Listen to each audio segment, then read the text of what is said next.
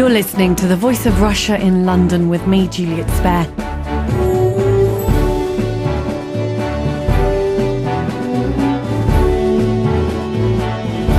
Today we're talking about the right to choose to die. Euthanasia and assisted suicide has hit the headlines in the UK again after a man called Tony Nicklinson took his case to the High Court in London, fighting for the right to end his own life. Tony, who is now 58, suffered a stroke in 2005, leaving him almost completely paralysed and unable to speak, a condition known as locked-in syndrome. Various forms of euthanasia or assisted suicide are legal in Belgium, Luxembourg and the Netherlands, Switzerland and 3 US states, but Russian legislation considers it attenuated killing. Taking part in today's discussion is an author and survivor of locked-in syndrome, Kate Allatt. Kate's written a book called Gonna Fly Now and is the founder of a charity called Fighting Strokes. Dr. Michael Irwin is former medical director for the United Nations in New York and former chairman of Dignity and Dying and a retired GP. Dr. Dan Boucher is the director of parliamentary affairs at CARE, a Christian action research and education charity represented in the UK parliaments and assemblies, at the EU in Brussels and the UN in Geneva and New York. Kate, you're a survivor of locked-in syndrome, the condition Tony Nicklinson is in, which is why he wants to die. Can you describe for us what it's like? Yeah, of course. Tony Nicklinson's situation is the stuff of nightmares, really. To feel everything and yet move nothing, the indignity of it, you know, the loneliness, the fear, the worthlessness I felt. I can't begin to imagine after 7 years, though I do know many people who have been locked in for longer and are very happy as DJs, scouts and poets. But in terms of Tony, I understand more than most how he must be feeling, and it's just an existence. It's not a life for him. What impact does that have on his family? I think to see a loved one to dislike their situation and to be so unhappy and them to feel powerless to be able to help him, I think must be an awful situation for everybody, really. So should Tony Nicklinson or anyone else in a similar condition be able to choose to die? I actually think on this, if you're emotionally considered sane, stable, cognitively fine, i.e. you can think for yourself rationally, that you really don't want to live. I mean, you can lead a camel to water, but you can't make them drink it. And if you're in a situation where you physically can't, in the case of Tony, drink a fluid or administer an injection or however, because he's so debilitatedly poorly, disabled, not unable in his mind, then I think for those exceptions for where people actually want it and many don't, they should have assistance in the same way they need assistance to live, to wipe their bum, to brush their teeth, to everything else. What's the difference? Dr. Dan Boucher, you're the Director of Parliamentary Affairs at CARE, a Christian action research and education charity. Do you think Tony Nicklinson should be allowed assisted suicide? No, I don't. Tony's actually trying to change the murder law. Most of the debates around assisted suicide in this country focus very much on the 1961 Assisted Suicide Act. The arguments against trying to change the murder law, or indeed the 61 Act, very much focus around the fact that if one did change the law, one would create a framework in which people who are in vulnerable positions were very likely to feel pressured to end their lives. At the moment, people in that instance, knowing that the option does not exist, cannot feel pressured into doing something that the law does not cater for. But as soon as the law changes to cater for that, then we live in a completely different world. The relationship between the doctor and the patient changes. The relationship between patients and their families change. And I think this position is very important to be very clear. But this position is not to deny the incredible suffering of some people, but it's to look at things in the round and to say, well, if you change the law, what are the wider implications for society as a consequence of doing that? If your ultimate value is autonomy, then I can see that you might want to move in that direction. But if rather than having a sort of individualist autonomy focus, your focus is much on the interdependence of society and the fact that we're not completely autonomous, that we are part of a community, and that the things that we do have implications on what other people do, whilst that doesn't erode the fact that for some people there is significant suffering, emotionally, obviously in terms of palliative care, pain relief now is very well managed in most cases, that we have to think very, very carefully before going down this road, and our position is very much against a change in law. Dr. Irwin, you've been a campaigner for the right to die for the last 20 years and a GP, some might say, at the coalface of the impact someone's debilitating state has on a family. Are we opening up a hornet's nest by trying to get a change, or Tony Nicklinson by trying to get a change in the 1961 Murder Act? I don't think so. I mean, it's a matter of personal choice. Now, the 1961 Suicide Act said that suicide was no longer a crime in this country, but if someone was assisted in a suicide, then that could be a crime for the one that tries to provide the assistance. But Tony Nicklinson is unable to commit suicide. What he wants is a doctor to give him a lethal injection. That would be therefore an example of voluntary euthanasia. He's obviously very mentally competent. He's been interviewed by many people on the radio and television, and even in the Observer last Sunday there was a 3-page exchange of we call it tweets or twitters that he's had with various people. So he's somebody who is very clear about what he wants. Now, he's not in a rush for this. He wants to have the option, the possibility of a lethal injection, not right now, but he says perhaps in 1 or 2 years' time. Because he's been in this locked-in syndrome situation for now about 7 years, and he's now in his, I think he's 58 or 59. And so the prospect of any change in his situation for the better seems very, very remote. And fortunately, he has the support of his wife and his daughters in wanting to end his life in this way. And I always say that, we've got examples in other parts of the world. You mentioned in the Netherlands and in Belgium, Luxembourg, Switzerland, and 3 US states, where the possibility exists either for assisted suicide or voluntary euthanasia. Now, I know doctors in these places. I've met them over the years. I think what is possible there works very well. They're very adequate safeguards. And so I say to people, well, are we so different to the Dutch or the Swiss or those that live in Oregon? Of course not. The law should be changed in this country to help people like Tony. Before I come to you, Kate, then, what do you think, Dr. Boucher, the law should be changed?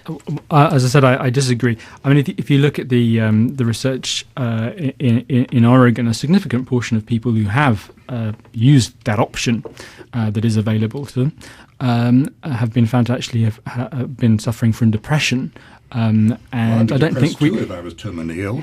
I think that if the issue that we're dealing with here is fundamentally a depression issue, then ending a life is not the way to deal with it. The way to deal with it is to be dealing with the depression. And it's deeply concerning that as many as about a third of people who did use that option were actually in a position of being clinically depressed. In Oregon, it's only possible if you are likely to die within 6 months, i.e. you're terminally ill. And I just said, if I was terminally ill, I'd be very depressed. I mean, that's another debate, isn't it? How can you class a certain clinical depression or other depression? Are you in the right position to make a decision if you're clinically depressed? How can you not be clinically depressed if you're terminally ill? Well, many people are in that situation. I mean, the research says about a third of people in Oregon were I think the point was they were clinically depressed, and that wasn't addressed. It wasn't treated. The rest of the people weren't found to be clinically depressed, but those who were clinically depressed their decision out of a place of clinical depression was listened to, rather than people saying in the first instance, well, hang about, you are clinically depressed, look, why don't we see if we can address that, and if we can put in place some support frameworks to see whether actually that might result in you looking on life rather differently. We don't want to move to a position, in my view, where we're changing the law and encouraging people who are clinically depressed to end their lives. And as I said in my original introduction, as soon as you change the law, the world changes. And people who have sensitive consciences, who know that they're a burden, they know that this option is now available to them, there's a real concern that people will feel pressured, especially in the context of current economic pressures that we find ourselves in. You're listening to the Voice of Russia in London, taking part in today's discussion on assisted suicide and euthanasia is Dr. Michael Irwin, former medical director for the UN, Director of Parliamentary Affairs at CARE, Dr. Dan Boucher, and author and survivor of locked-in syndrome, Kate Allatt. I think that, we have to look at the whole area. I mean, this isn't going to be, assuming the legal position changes, I don't know, but at the end of a very long period of time, would there be a decision or a granting to let someone have an assisted suicide, for those people that want it at whatever point? It's not going to happen overnight. You're not going to say, I'm depressed, I don't want to live, put me out of my misery. It's going to take some time, isn't it, to have all the emotional, the cognitive, the MRI scans to look for any evidence of remapping, to see if there really is no scope for them to improve. Then the interviews with the family and the friends. I mean, I hear a lot on my Twitter account about the pro-life brigade, and the only argument they say to me is that, how could he not be here? He's got children, grandchildren, or someone like that. Well, to be quite frank, and I love my kids, I'm a very hands-on mum, is if I was only seeing my children once a month or once a week, would that be enough for me to carry on existing? Well, I think the point isn't just about committing to life at all costs. It's about seeing that wider context, that whilst you might be able to find people who have very rationally come to a decision, who want to avail themselves of the option of ending their lives, you cannot get away from the fact that that changes the environment within which we live. And yes, there are some people out there whose consciences are not such that they would feel pressured into ending their lives if they knew that they were a burden. And that they knew that finances were tight, but you cannot get away from the fact that if you change the law, that the world changes, the relationship between doctors and patients changes. Well, no. I mean, and that's a compassionate doctor is a doctor who will do the best for his or her patient. That's what I regard as a medical person, and I've helped people myself in the past to end their lives. But if you look at the actual figures in the places where it's legal, it's only a few people. Like in Oregon, it's only maybe 50 or 60 people a year who die that way. In the Netherlands, where it's been possible since about 1980 or so, it's been legalized since 2002, you find only about 3% of people end their lives by either voluntary euthanasia or doctor-assisted suicide. That's a huge proportion. 3%? In absolute terms. No, but the people in that category are people who are often very independently minded, people who are often educated, maybe in an upper income bracket and so on, people who are being like entrepreneurs in their lives and who want to be in control. It's really a matter of choice and control. It's a rite of passage. Well, I made it very clear. I think it's very individual. I know people on both sides of this debate who it really affects. This is the law in practice. And I would just say, on a positive note, that people deal with terminal illnesses and prognoses in different ways. Exactly. Jane Tomlinson suffered for years with breast cancer, and her response was to start running. She only started running when she had that prognosis.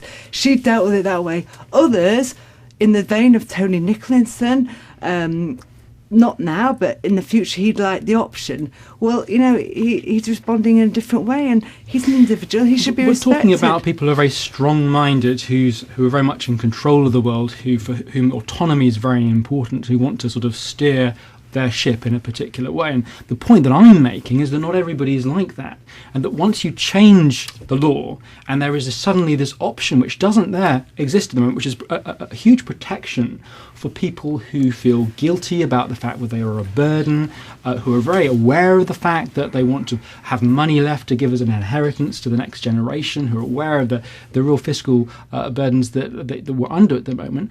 There is a huge concern that people in that position who are not strong-minded, the kind that you're talking about, are going to really suffer under a regime like this. And my concern is that you might, if you change the law, you might get a gain for the kind of people that you're talking about, who are very strong-minded, very independent, and they will make a decision to end their lives very rationally, or they will make a decision very rationally not to. We've had years of evidence. I mean, in the Netherlands, it's been possible for the last 30 years. In Switzerland, the possibility of doctor-assisted suicide has been there for about 50 years. There's no indication of people being, exposed to pressures at all, or the vulnerable people, or disabled people. There's no indication of those people suffering. I mean, in Oregon, there was a classic case where someone was told that their health insurance didn't cover chemotherapy, but it would cover assisted suicide if they wanted that as an option. That's then their choice, though. They live in Oregon, and that's what they can choose to do. Do they want to go through chemotherapy? Do they want their family to see them going through chemotherapy and the effects of chemotherapy on them? Or can they choose a different route? No, sorry. What they were told is that their health insurance didn't cover chemotherapy, but it did cover assisted suicide. So effectively what they're being told is, well, probably assisted suicide is the way you want to go.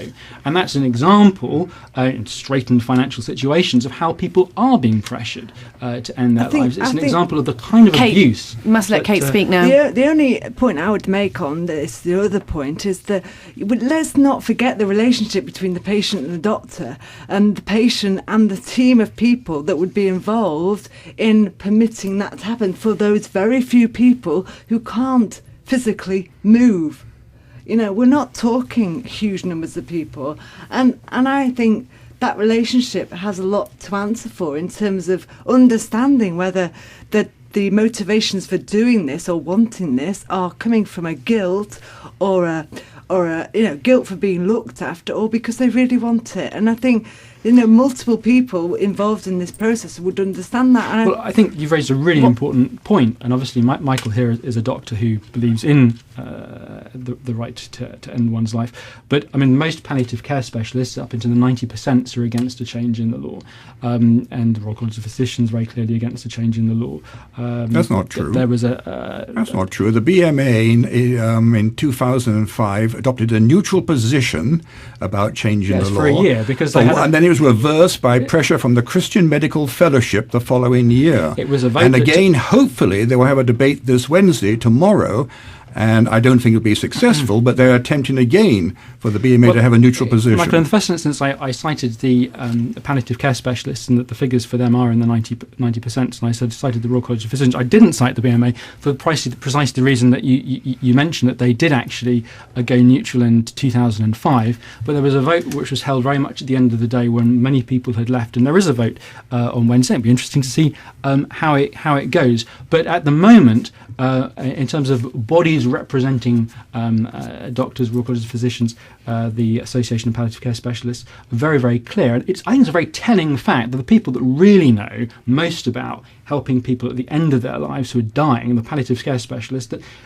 over 95%, about 94% of them are against changing the law. That's an incredibly telling statistic. No. I mean, the Royal College of Nursing has adopted a neutral position. I know that has. I wasn't talking about the Royal College of Nursing. I was talking about the palliative care specialists. And obviously, it's in their vested interest to keep people alive as long as possible. You're listening to The Voice of Russia in London with me, Juliet Spare, and we're talking about euthanasia, assisted suicide and the right to choose to die. Joining me is author and survivor of locked-in syndrome, Kate Allatt, Director of Parliamentary Affairs at CARE, Dr. Dan Boucher, and Dr. Michael Irwin. Isn't it a lot to ask of a doctor to help kill someone? kill is a very emotive word. If somebody is suffering like Tony is suffering, that's why I said earlier, to me, a doctor's main function is to do what is best for his or her patient. And in places like in the Netherlands, where general practitioners and families know each other for years, unlike in this country, where often GPs don't know people on their lists at all that well, people will, in the Netherlands, they will know what somebody really wants. And if somebody is in a situation like Tony, where medical science, I mean, if he'd had died or had the locked-in syndrome 20 years ago, he wouldn't have survived very likely. But medical science has kept him alive now, against all the odds, perhaps. So therefore, in a sense, he's on borrowed time. You could be that kind of argumentative about it.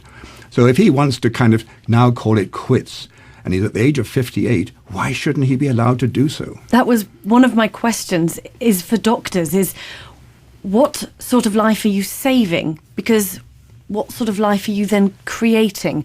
And actually, do we need to look further into the early intervention of medical practice, as opposed to at the end of a life, when you have people like Tony Nicklinson campaigning for that right to die, when his life, as he knows it now, is pretty insufferable? I think that's a very difficult question to answer, because I know in my own case I wasn't expected to walk, talk or swallow again, and I drive a manual car, and thank you very much, and this side of my body was never expected to be functional at all.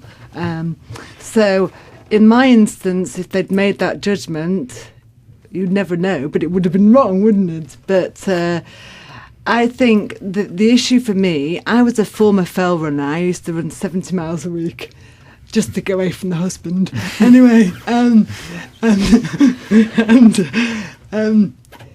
I was very participatory in life. I lived full on. I had my own business, 3 kids, job, husband away, and I participated in life to the full in every respect, legally. But when I was left in that state with only able to blink as an observer in my life, I wasn't going to be able to go off and get my daughter's wedding dress or attend her graduation ceremony, celebrations, or go on a space opera at my kids' sports day with all the other parents. I'd be watching from a wheelchair.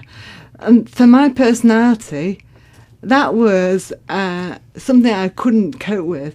I wasn't at that point because it was earlier days, but if I'd thought that was going to be my life, a Sunday afternoon visit from the family in a nursing home in a wheelchair, then I would have been doing what Tony's doing. Well, Dr. Boucher, there's a campaign from Tony to change the murder law, which I understand has the ramifications it does on the moral code. Where do you come from, though? Do you come from a more moral issue, or do you come from the fact that the effect of changing the law opens it up for people who don't necessarily have the intellectual capacity to choose to die? I don't think it's a question about talking about the intellectual capacity to choose to die. It's a question of the fact that we are, because we all live in community, we have connections with other people. None of us are totally autonomous. And that's a good thing most of the time, but it can lead to a situation where you feel pressured. So it's not about the intellectual capacity, it's about the fact that it puts you in a new position of people in a new position of pressure that they're not in at the moment. That's one aspect of this. But yes, of course, I also, coming at this from a Christian point of view, believe that humans are made in God's image, and that life is precious, and that we should fight for it. And I believe very much that we should care for the vulnerable. And I'm just very concerned that if we change the law, a lot of vulnerable people are going to feel profoundly pressured. I mean, if you look at the stats at the moment, in the last 3 or 4 years, we've seen about 44 folks.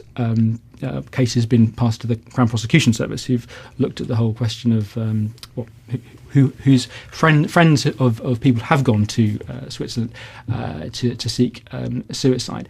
If the law changed, we adopted the Oregon model, for example, then and you project the figures up, we'd be looking at about 885 people ending their lives a year. in Out the of UK. 600,000 who die every year. So, but I mean, 800, that's nearly 1,000 people dying, and a good number of those people dying under pressure. That's the concern. We've looked at, you've mentioned statistics there, but I think the very nature of this discussion and the very nature of someone's fight for their right to choose to die is that it's a very individual decision. And I think it is, but that's my whole point. We can look at this very much from the perspective of the individual, but at the end of the day, we live in community. And if you're a strong-minded person who can navigate this and come out the other end thinking, I want to live and I'm going to fight, or no, I want to end it, that's fine in that framework for those individuals as far as they're concerned, but they don't live in a world where they're the only people. They live in a world where there are lots of other people, and people who are very conscious of the costs of their lives being continuing, who are very concerned about not wanting to be a burden. And we have to factor this into our discussion. I'm very glad that you admitted that you come at this from a Christian point of view, and I respect those views. I mean, I don't want in any way to make you change your views. I mean, personally, I believe in God myself. He is the creator of this wonderful universe, but I don't believe in a personal God looking after my welfare from day to day. So I'm more of a secularist in that sense. But you go back to the question of the people who might be vulnerable, the elderly, or the people who are not able to perhaps defend their own situation against maybe pressure from families and so on. There's no indication from those places in the world where the possibility exists of doctor-assisted suicide or voluntary euthanasia of any vulnerable people being at risk. And there have been reports in the British Medical Journal, in the various American journals, and the palliative care European Journal of Palliative Care has reported on that. So I think that's really a red herring to think that there'd be pressure on people. Well, not surprisingly, I disagree. Obviously, I've cited the case from Oregon already, where someone was told that their health insurance didn't cover chemotherapy, and they were told assisted suicide would cover. Clear pressure there.